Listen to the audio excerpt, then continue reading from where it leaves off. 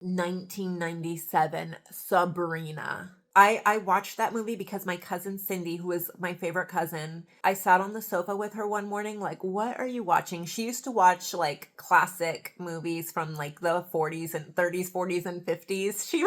She was a teenager and only cared about classic films. Like I was all about pop culture, like modern, like what was in fashion now. And she was like, no, let's watch the classics.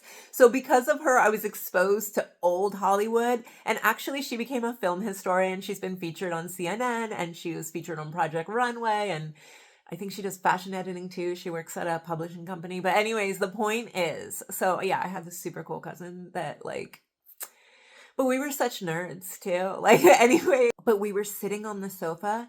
She had this movie, Sabrina, and it looked like a grown up film that like grown ups would watch because it was starring Harrison Ford and he was really old. He wasn't like DiCaprio young, he was old. And I guess my taste in movies was starting to mature because I sat down and watched it. Like I said, it came out in 95 and I was like, "Oh my gosh, the music in this." It was like classic instrumental music, which I love the soundtrack to Sabrina. It is perfect. It is me right now who I am. But and I loved it then and I love it now. It doesn't go out of style. Like Julia Ormond played Sabrina, and I just fell in love with her character. She was the perfect, like, insecure, like, ugly Betty became a swan. The scenes, the fact that it takes place in Paris, in France, like France and I don't know, am I French? Like I know my parents were Colombian, but sometimes I think I'm French. I'm obsessed with Virginie Ledoyen, this one French actress who inspires me. Like I love French beauty. I subscribe to Parisian Vibe on YouTube. I just like, let me go to the French countryside. Let me eat French food. Let me dabble in French fashion if I could afford it. But like, I'm sure there's an affordable way to do French fashion. I just need to look into it. But anyways, that's why I subscribe to Parisian Vibe. But anyways, the point is, what is it? La Vie en Rose. What's that song? It's because of her that film that it was really her. Like she was just that she as an actress inspired me. Um I never saw Julia Ormond in another role ever again that I can think of, and I'm okay with that because I keep going back to Sabrina and she is like for me one of the most important movie actresses ever because of that film. And I know Audrey Hepburn, like you can't even touch her, but at the same time, because she was Sabrina in like the 50s or 40s or whatever, but I still prefer, I love Audrey Hepburn and she inspires me too, but I just love Julia Ormond as Sabrina because she was my first Sabrina. So, anyways, then came the movie Fools Rush in 1997.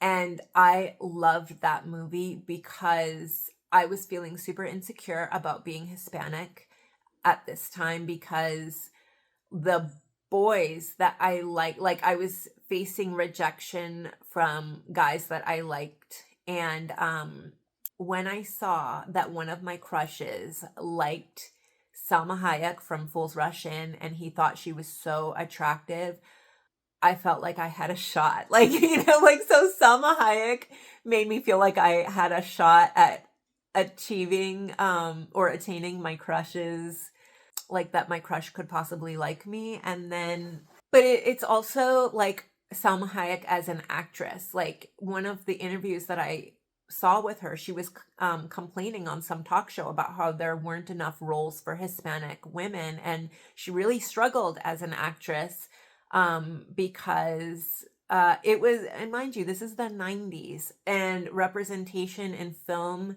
it was hard to find, or if you found it, it wasn't like the role that you wanted. And so like I understood, I felt that pain because in my high school, it was a small town, Oviedo, Florida. Like this is like Oviedo's totally different now. It's not even the same town. It's very diverse now. But back in the day, it was a small podunk town. Like nobody would have known. People had heard of Orlando because of Disney World, but not Oviedo. Oviedo was where UCF was. It was a college town. Um, But anyways, I like tried to join the drama club, and the teacher was like, "Oh, we don't have roles for your kind," or something like that. She was this old lady, and I guess she really wanted to. I don't know. She told me I could help with sets, but not to expect getting a role or something. And I kind of understood that I wasn't wanted there. And so I just got really sad, and I sat in the art room, and the art teacher accepted me. She liked me because I guess she thought I actually had talent, but I felt like she was really hard and mean. But I didn't realize that art teachers are just that way. They just have high expectations, and they will beat you, and you can never be enough or be good enough. And I didn't know that, and I wish I would have known that, because then I wouldn't have taken it so personal. But anyways, another crush that I had when I got over the other crush, the next crush, Travis only liked blonde girls, and I liked him also because he was a Christian, and he wasn't like afraid to say that he was a Christian. And it wasn't cool to be a Christian in high school, but he had confidence to me, and I guess I found his confidence attractive, or he was more confident than I was. But anyways, the point is that he told me he could never date somebody like me because his father would never approve, and I couldn't go to his church. When I asked if I could go to his church, he was like, "Oh, no, no, no, sweetheart." Like, he didn't say sweetheart, but he was like, "My father would never approve. This is never gonna happen. I need a blonde hair, blue eyed girl." And I was just like, so to see Fools Rush In, I'm sorry, like I got a little emotional, teary-eyed there. But to see Fools Rush In, where it was a white guy with a Hispanic woman, and the problems that they faced as an interracial couple, which I feel like now in 2024, nobody bats an eye. It's considered normal. Like my husband, when he sees me, he's like, "Jenny, I just see an American. I don't see, oh, she's Colombian background." Like, he does see, he's not blind, he's not stupid, but that's not a problem for him. But I felt like my high school, it was a big problem for most of the guys. So my husband went to a private Christian school. I kind of felt like it was higher education, like way better than my public school. There was a lot of like, it's like people, it was high school. I mean, everybody's insecure. I don't know. Like the kids used to be like, oh, they would call me Mexican. And I was like, "I'm Colombian." Like, I would correct them. And they were like, "Oh, so your family sells drugs?" And I was just like, "We're known for coffee." And so like, it was just, they might have been trying to be funny or something, but it was not funny to me because, let's just not even like, it wasn't funny. So, anyways, then came 1999, She's All That. Rachel Leigh Cook, who she was in the 1995 Tom and Huck that I mentioned closer to the beginning of this video. And Rachel Leigh Cook, I had been waiting to see her in a movie. 1995 to 1999, that's years of waiting to see her come out in a big film production. And I didn't want to have to wait so long to see her become to star in her own movie. And finally, she got to star in I had been waiting to see, because I fell in love with her as Becky Thatcher in Tom and Huck. And I was like, why isn't she in another big movie? I just didn't understand. And this movie was perfect for her. In fact, now I want to go and see She's All That again. It had Paul Walker in it. That was the first time we met Paul Walker, you guys. I'm still grieving his death. That was very hard on me. For me, the only two movies that she ever did of significance was Tom and Huck and She's All That. And if she never did another movie, I didn't care. Like I said, she was influential during my formative teen years. And I guess it's also like, she's a brunette. She had brown eyes. I just felt like she was relatable.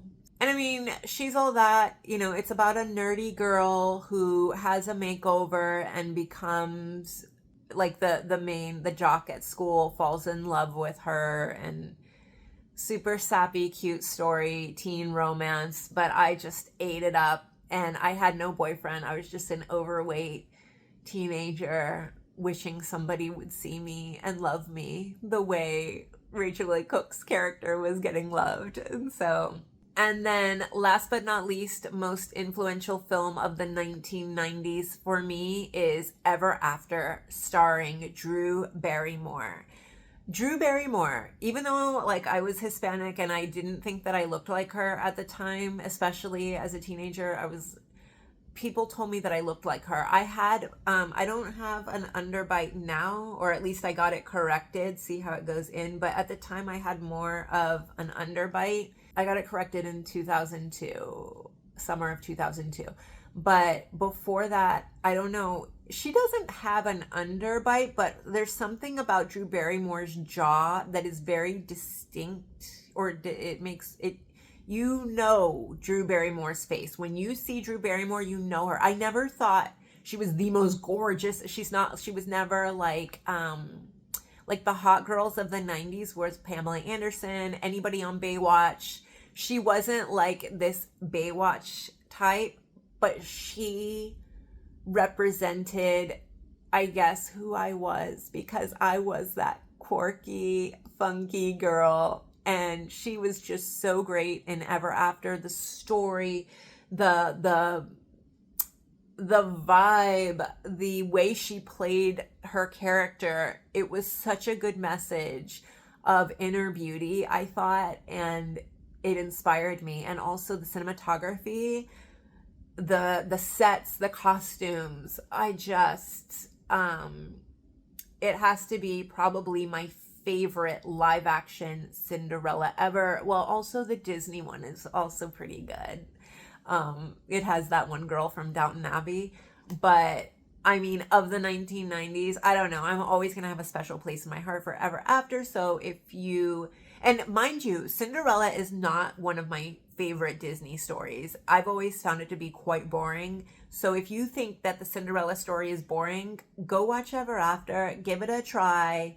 You might feel some kind of something. And disagree with me in the comments. Agree with me in the comments. I want to hear your opinions. What do you think? Do you think my list is terrible? Give me your top 10. And please subscribe to my channel if you want to see more videos similar to this, because I want to talk about my favorite 2000s movies, maybe go into the 2010s or whatever.